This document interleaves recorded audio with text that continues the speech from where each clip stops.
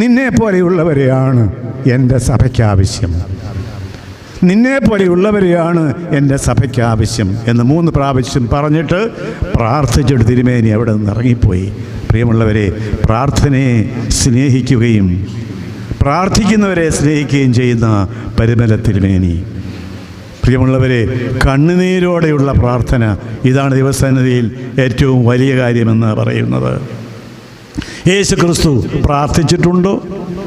കരഞ്ഞിട്ടുണ്ടോ? കരഞ്ഞിട്ടുണ്ട്. പെട്ടെന്ന് നാം പറയും, എത്ര പ്രാവശ്യം കരഞ്ഞിട്ടുണ്ട് യേശു ക്രിസ്തു? 1 ആണോ 2 ആണോ 3 ആണോ 4 ആണോ? പിന്നെ നിങ്ങൾ ഉത്തരം കണ്ടുപിടിച്ചാൽ മതി. എന്നാൽ യേശു ക്രിസ്തു എത്ര പ്രാവശ്യം കരഞ്ഞിട്ടുണ്ടെന്ന് എബ്രായ ലേഖനം 5-ാം അധ്യായം 7-ാം വാക്യം പോയി വായിച്ചു നോക്കണം. ഞാൻ വാക്യം ഒന്ന് വായിക്കാം. ക്രിസ്തു തൻ്റെ ഐഹിക ജീവിതകാലത്ത് മുഴുവൻ തന്നെ